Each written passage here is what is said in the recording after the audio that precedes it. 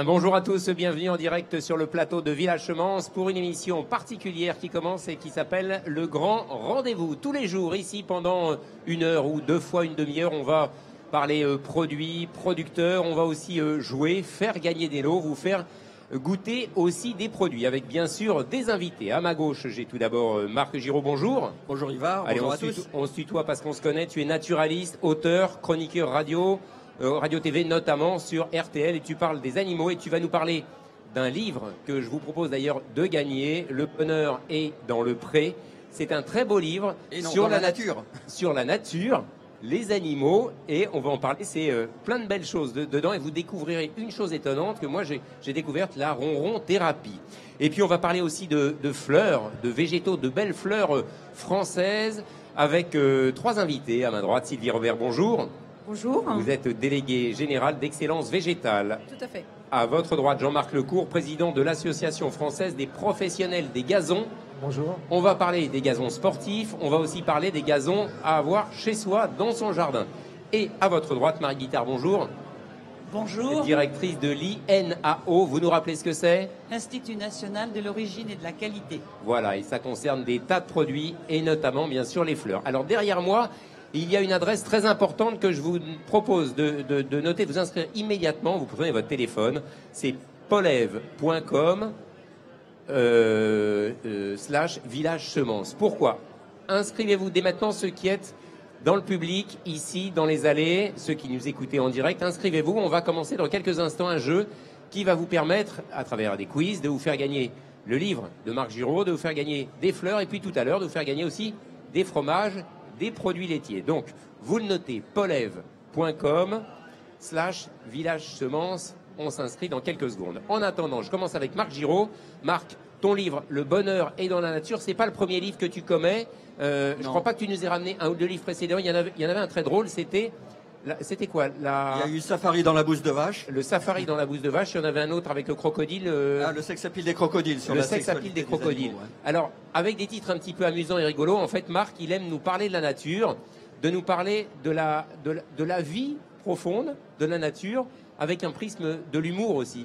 Ah bah toujours, c'est mon arme de sensibilisation massive. Même les gens qui ne s'intéressent pas aux animaux, ils aiment rire. Donc j'arrive à faire intéresser aux animaux des gens que ça n'intéresse pas. Donc c'est mon challenge. Le bonheur est dans la nature, donc de Marc Giraud chez Delachaux et Nestlé. Ah oui. C'est pas Nestlé, hein. Ni Nestlé.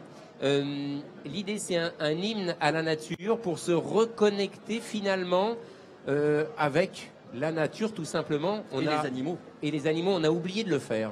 Oui, alors c'est un livre atypique parce que d'habitude je raconte les animaux. Et en fait, à force de me balader dans la nature et de me sentir bien, je me suis dit, mais c'est pas uniquement de voir une mésange ou un renard qui me fait que je me sens bien. C'est aussi le fait d'être dans la nature, d'être en communication avec des choses tranquilles, vraies, sereines. Et avec les animaux, c'est pareil. Dans les villes, avoir un chat ou un chien, c'est le dernier échantillon de liberté, de spontanéité, et c'est très important pour les enfants, pour les adultes, pour tout le monde. Et en fait, vraiment, c'est non seulement du bien-être, mais aussi du bonheur. Alors, je rebondis là-dessus, tu me parles des chats, des chiens. Tester la ronron thérapie, j'invente pas, hein. Là, oui. C'est écrit dans son livre, tester la ronron thérapie, oui. Qu'est-ce que c'est? Alors, ce n'est pas scientifique, mais n'empêche que les scientifiques ont observé que depuis les années 1980, quand on caresse un chat ou un chien, nos pulsations cardiaques diminuent, on a moins de stress, on a des gestes comme ça de stress qui diminuent et on se sent mieux. Et on a fait plein d'études, mais dans plein de pays du monde, où on s'aperçoit que les gens qui ont des chats ou des chiens vivent mieux, ont moins de maladies et se portent mieux. Donc voilà. Alors, on va commencer avec un premier quiz, un premier test. Je vous invite, ceux qui êtes dans le public, ceux qui êtes dans les allées, s'il y a une ou deux personnes qui veulent venir du public, s'installer sur les sièges et participer avec nous au jeu, pas mal de choses à gagner, vous allez voir, c'est très simple et on s'amuse. Alors, je vais demander en régie si on peut voir le premier quiz qui concerne donc des questions que nous a préparées Marc Giraud. Une première question, on répond donc sur le téléphone, j'espère qu'il y a des connectés. Je rappelle l'adresse, là c'est polève.com /village semence. Première question, qu'est-ce qu'un bout en train? On va avoir des propositions. Chers amis qui êtes aussi autour de la table, vous avez le droit de jouer. C'est un cheval qui a le don d'exciter les juments. Deuxième hypothèse, c'est un cheval qui botte fréquemment de l'arrière-train. Troisième hypothèse, beaucoup de Larsen sur le plateau, c'est un cheval joueur qui éjecte ses cavaliers. Voilà, vous choisissez l'une de ces hypothèses. Ensuite, on va passer à la suivante. On en a comme ça 6, 7. J'ai beaucoup de retours d'écho en plateau, je le signale en régie. Alors, 60% des gens ont dit qu'un bout en train, c'est un cheval qui a le don d'exciter les juments. Marc? Oui. C'est ça? C'est pas ça? 60%? J'ai le droit de donner la réponse? Allez, bah, tu vas nous donner la réponse maintenant. Allez. Oui, bien sûr, c'est ça. C'est des connaisseurs, le bout en train, c'est un cheval. En fait, le pauvre, c'est un étalon souvent, qui, alors c'est pas un rigolo, c'est juste un qui est là pour exciter les juments. Et quand elles font ce qu'on appelle le flemen, la grimace qui montre qu'elles sont réceptives et qu'elles se présentent, lui, on l'enlève et on met un meilleur étalon à la place. Donc il est là juste pour avoir ceinture, voilà. Deuxième question, on va la voir tout de suite. De quel animal la vache est-elle génétiquement la plus proche? Ah, alors là, bonne question. 1, les escargots. Ça, c'est une bête à cornes. Les chevaux. 3, les dauphins. Alors là, j'ai aucune idée, moi. Les chevaux, les escargots ou les dauphins? Bon, les escargots, c'est des bêtes à cornes, mais c'est peut-être un piège. Oui, les escargots. Vous avez une idée, Sylvie? Sylvie, pour vous, c'est les chevaux. D'accord. Marie-Guitare? Aucune idée. Aucune idée. Jean-Marc? Des chevaux. Les chevaux. D'accord, allez. Bah moi, je donne ma langue au chat. On regarde ce que ça donne au niveau des scores de vote. Alors, en tête, on a, pour 63% des gens, ce sont des chevaux. Ensuite, c'est quoi le troisième? Il est caché, je ne vois pas. Les dauphins. Et ensuite, les escargots. Alors, Marc, il va nous donner la vraie vérité. Les escargots, c'est des farceurs, hein, quand même.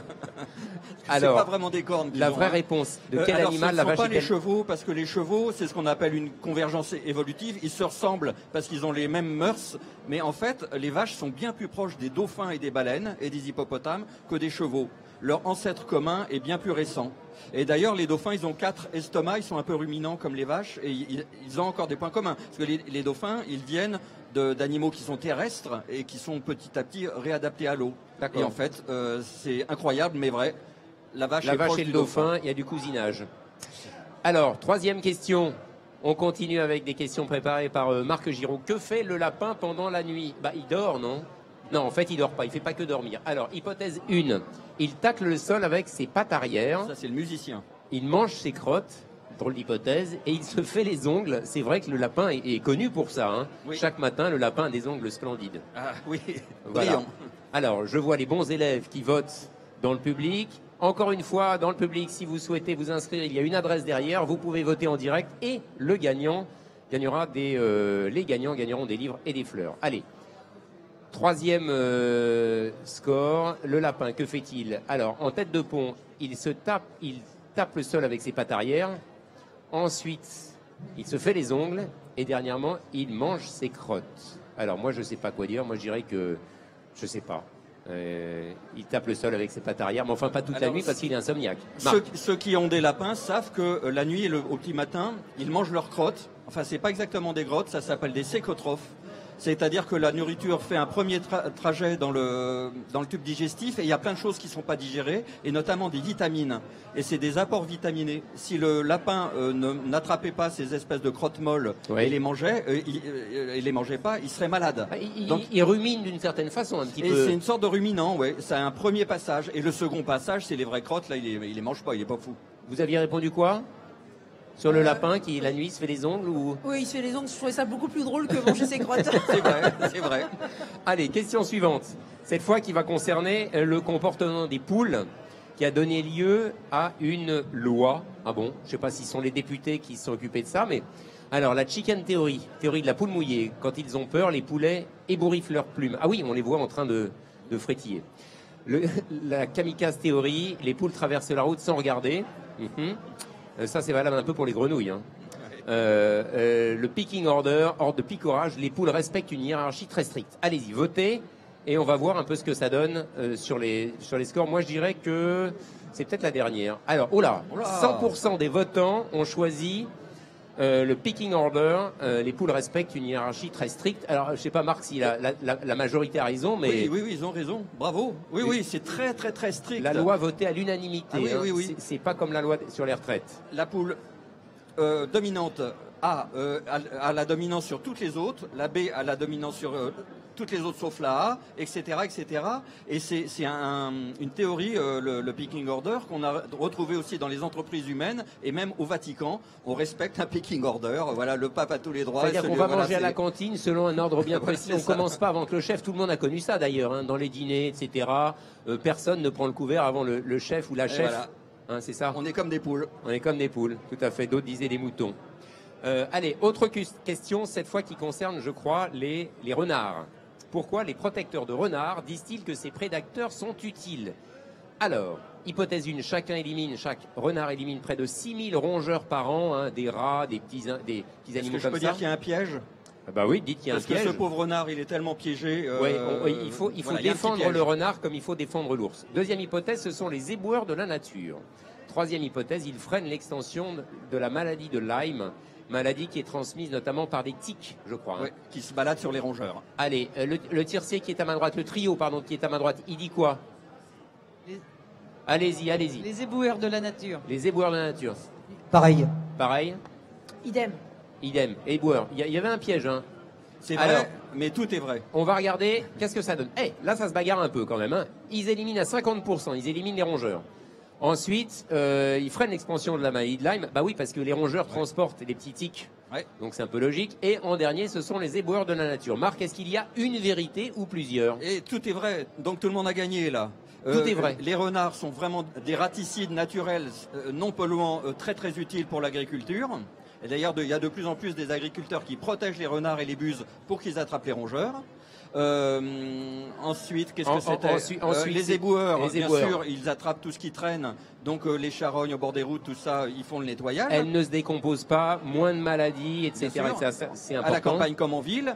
Et ensuite, la maladie de Lyme, effectivement, comme ils mangent des rongeurs, ben, les rongeurs font moins les malins quand il y a des renards, ils bougent moins, donc ils disséminent moins la maladie de Lyme. Donc, on se souvient, on n'a pas peur du renard. Le renard, comme tous les animaux, sont utiles, Ah oui. nécessaires. Quand on parle de biodiversité, c'est notamment aussi le renard, notamment sûr. l'ours et tous les animaux.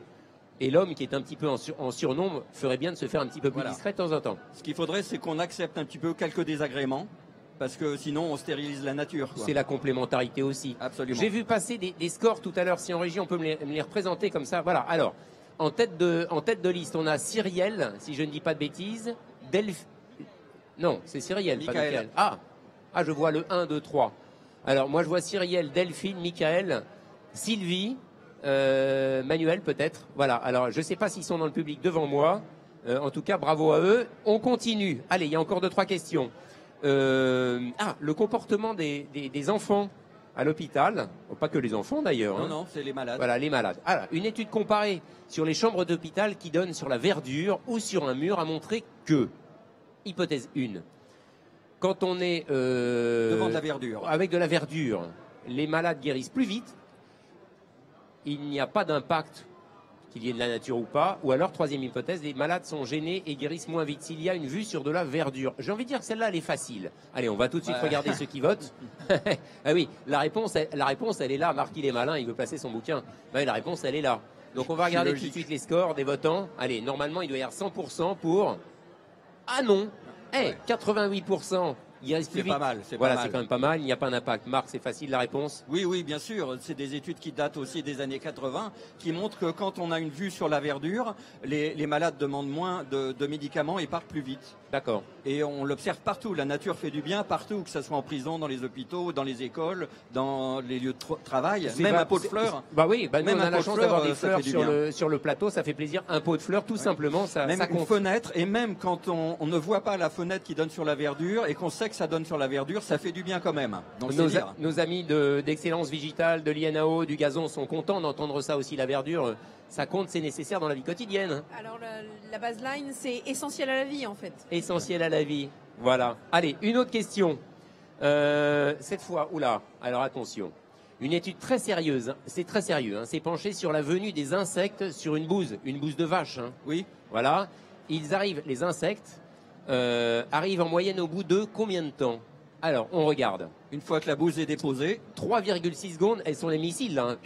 Hein. 3,6 minutes ou 13,6 minutes. Combien de temps pour que les insectes arrivent sur une bouse fraîche qui est tombée dans un champ. C'est très sérieux, je le dis. C'est Ah Marc. oui, il y a des scientifiques hollandais qui ont étudié ça pendant des jours, Ça m'a des toujours semaines. étonné, hein, le monde scientifique. Il y a comme ça des scientifiques qui étudient des trucs.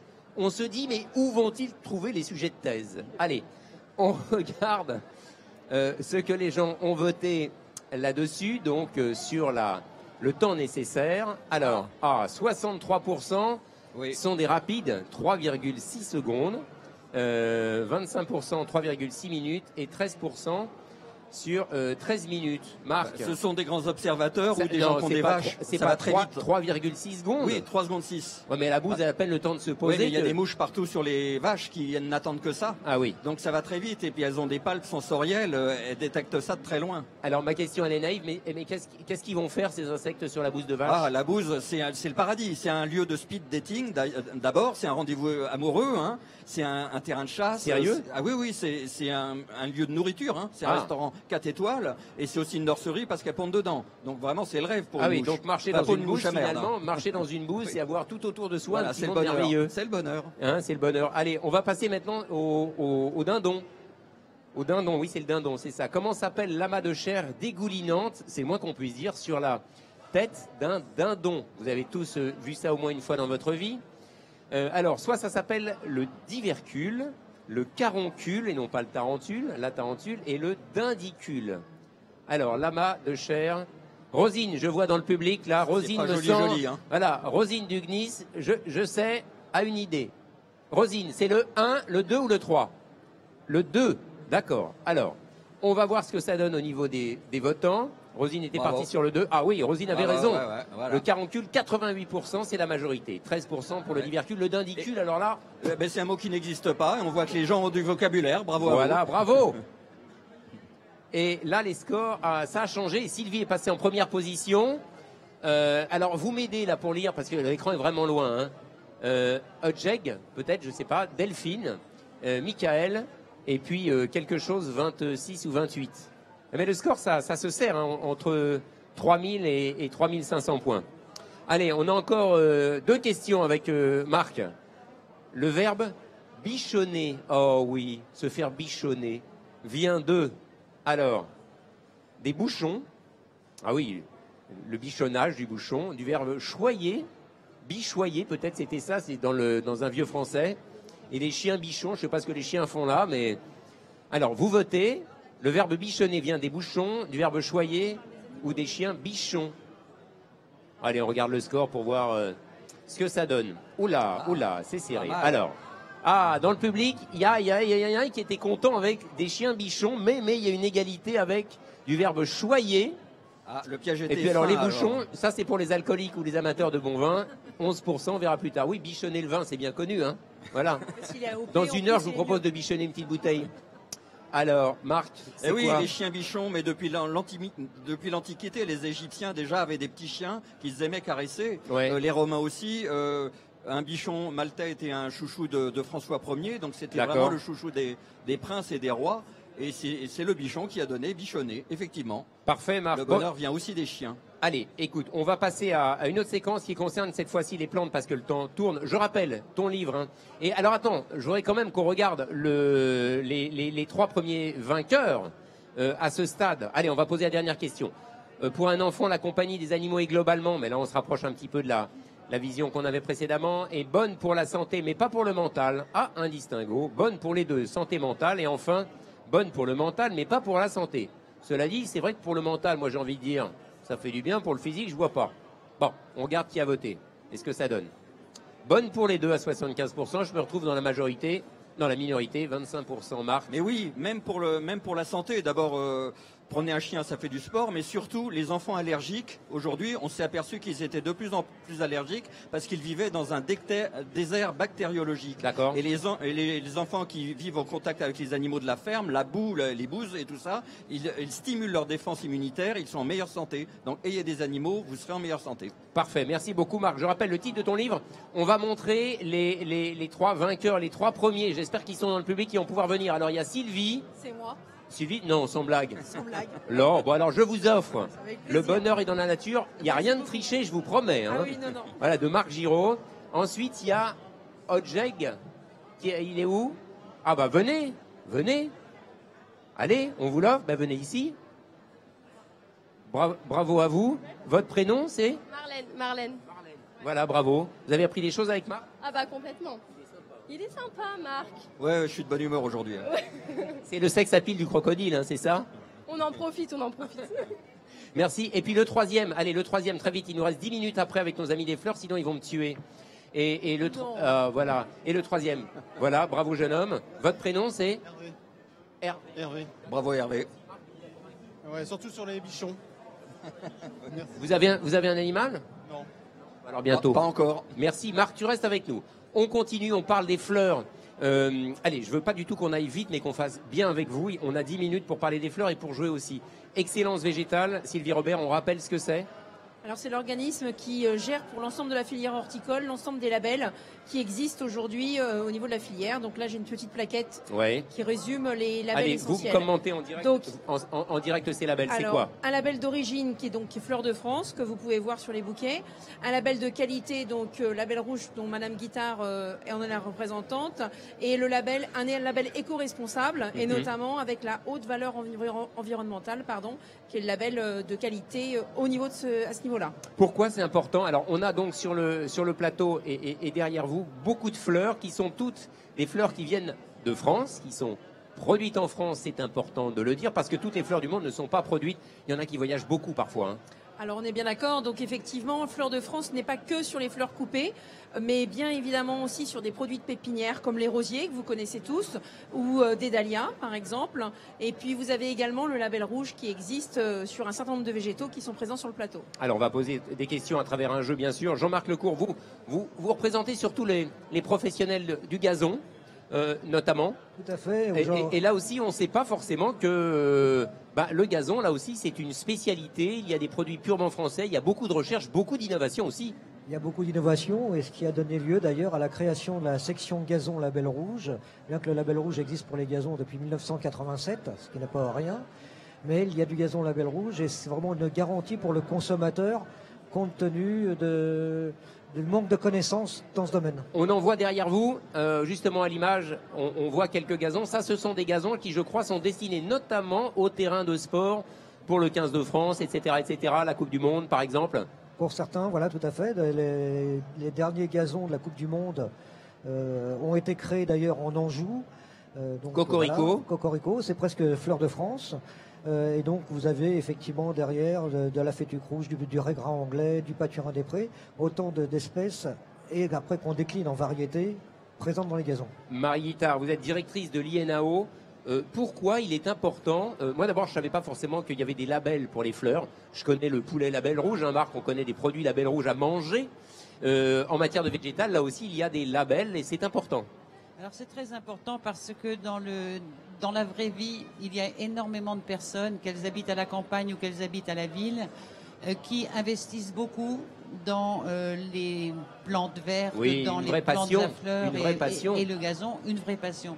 C'est une passion qui peut être extrêmement déceptive, c'est-à-dire que par rapport à l'effort que cela requiert d'aller acheter ces produits, ensuite de les transporter, ensuite de travailler, j'allais dire leur plantation à domicile, il y a énormément de déceptions possibles. Et le label rouge, c'est comme pour les produits végétaux, mais c'est comme pour les produits animaux, c'est une garantie publique qui est donnée de qualité supérieure par rapport aux produits standards. Et donc, c'est pas du tout étrange. C'est pas une dépense inconsidérée, c'est ce que vous voulez dire, même si ça peut avoir un prix peut-être un peu plus élevé, c'est pas toujours le cas. En tout cas, il y a un potentiel de réussite beaucoup plus élevé. Exactement. En utilisant ces produits label rouge. Soit il y a un potentiel de réussite beaucoup plus élevé, soit il y a un potentiel de fleurissement beaucoup plus élevé. Et je vais prendre par exemple l'exemple du sapin de Noël. C'est aussi un sapin de Noël qui a une forme qui vous garantit de la dissymétrie. C'est un sapin de Noël qui ne va pas perdre ses aiguilles le lendemain matin du jour où vous l'avez acheté. Et c'est un sapin de Noël qui tient debout pendant toute la période de Noël.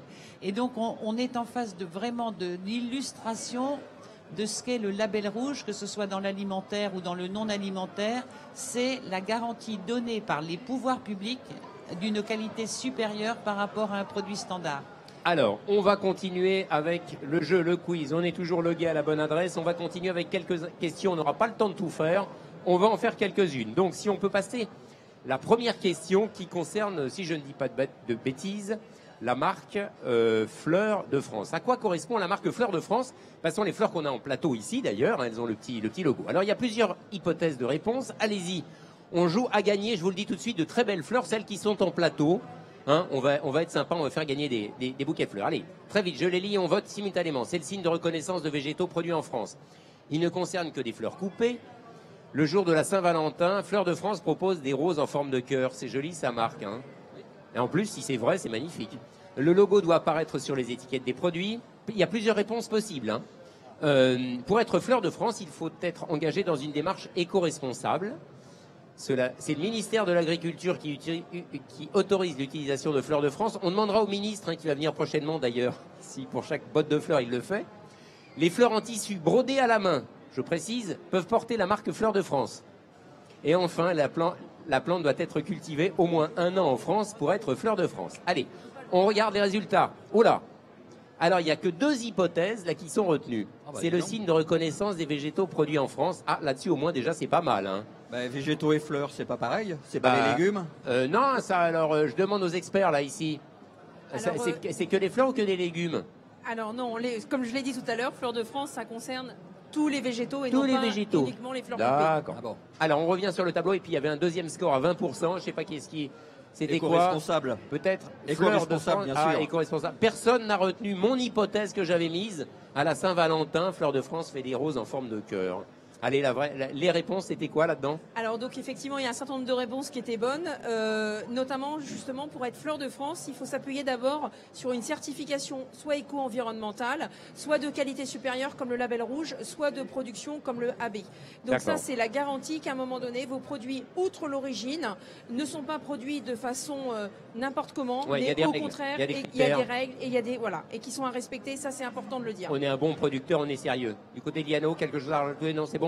Non, mais effectivement, Fleur de France, ça a une vocation à favoriser les producteurs français et les efforts qu'ils font aussi bien en termes qualitatifs qu'en termes environnementaux. Voilà, et il y en a partout en France, des producteurs de France, rappelons-le, ça compte, c'est nécessaire. Question suivante, on va regarder, là ça concerne le label rouge. Alors, le label rouge... Les consommateurs participent à l'évaluation des labels rouges. Les producteurs de labels rouges sont contrôlés tous les 10 ans. Moins que les contrôles techniques de voitures. Hein. Être réservé aux produits alimentaires, j'en parlais tout à l'heure, le poulet label rouge par exemple. Le label rouge peut parfois avoir une étiquette verte. Il y a toujours des exceptions qui confirment la règle. Hein. C'est un signe de qualité supérieure. Un produit label rouge est plus cher qu'un produit standard. Les arbres fruitiers ne peuvent pas être label rouge. Et enfin, je peux acheter un produit label rouge toute l'année. Sous-entendu, il n'y a pas de saison. Alors, on regarde qui a voté. Marc, tu as une idée, toi? Il y en a plusieurs, sûrement, toute l'année probablement. Trop facile. Hein. Et c'est un gage de qualité, j'imagine que si vous avez mis ça. Ouais, alors, tout le monde est allé à la facilité dans le public. Là, dites donc, oui, c'est un signe de qualité, on l'a compris, mais, il y a d'autres réponses. Commentez-nous, là, les... Eh bien, les consommateurs participent au label rouge. En fait, il faut le savoir, c'est une étape aussi qui accrédite ce que disait Madame Guittard tout à l'heure, le sérieux et la validation donc, de par les consommateurs. Ils vont dire par exemple sur ces fleurs, oui, ce sont de belles fleurs qui ont une belle tenue, qui tiennent longtemps par exemple. En fait, ils vont les juger de façon anonyme. Ils ne savent pas si c'est des produits label rouge ou non. Ça peut être des produits standards. Et les résultats doivent être significatifs pour les produits label rouge. Ils doivent être bien sûr de qualité supérieure. Alors, vous parliez aussi toute l'année. En fait, on respecte la saisonnalité des plantes. Donc, aujourd'hui, sur les plantes label rouge, bien évidemment, il y a des dahlias, des rosiers, des géraniums, des gazons et sapins de Noël. C'est la saison. C'est en fonction de la saison. Alors, les gazons label rouge, par contre, et là, je vais donner la parole à Jean-Marc, eux, sont disponibles toute l'année. Évidemment. Les rosiers, c'est pour un peu plus tard. Allez, on va se prendre une dernière question et puis on passera à la deuxième page du grand rendez-vous. Donc, une dernière question. On va regarder HVE. Haute valeur environnementale. Ça signifie, c'est pointu, hein. Cette certification assure que les végétaux sont cultivés dans le respect de l'environnement. Les producteurs certifiés HVE ne doivent pas rouler au diesel. Ça paraît très logique. Cela dit, vous rigolez. Pourquoi vous rigolez? C'est l'équivalent du bio. Ouais, c'est pareil, hein. On met tout dans le même sac. C'est le niveau le plus élevé d'une production de plantes respectueuse. J'ai plus de micro, il revient. Le producteur certifié HVE doit obligatoirement utiliser des produits recyclables. Allez, on vote dans le public, on regarde un peu les scores et ce sera la dernière question qu'on prendra. Alors, c'est cultivé dans le respect de l'environnement, 67%. Et le niveau le plus élevé d'une production de plantes respectueuses de l'environnement, oui, rouler au diesel, là, visiblement, ça n'a pas été retenu. C'est une réponse que moi j'ai proposée qui était fausse, bien sûr. Alors, qu'est-ce qu'on peut écoutez, dire? c'est parfait parce qu'effectivement, il ne faut pas confondre HVE et bio. Ça, c'est important. Ce sont des choses qui ne sont pas identiques. Le bio interdit tout produit chimique, etc. Ouais. Alors que le HVE, qui est bien sûr le niveau le plus élevé des certifications, va favoriser notamment dans cette partie-là le recyclage de déchets, le tri, des alternatives de production qui peuvent être l'utilisation par exemple de gentils insectes pour attaquer les méchants insectes. Les coccinelles qui vont aller grignoter les pucerons. Tout à fait, ou des plantes qu'on va mettre en association, ces plantes-là vont être autour des cultures pour attirer les insectes, pour éviter d'avoir utilisé des produits chimiques sur les plantes qui sont en culture. Merci à tous les trois. Alors, il faudrait qu'on regarde le résultat des courses. Et les premiers vont venir Delphine, vous m'aidez pour la lecture de l'autre, Audebert et Manuel, voilà. Et Marc, t'es gentil, tu m'approches le vase. Venez, mesdemoiselles, venez.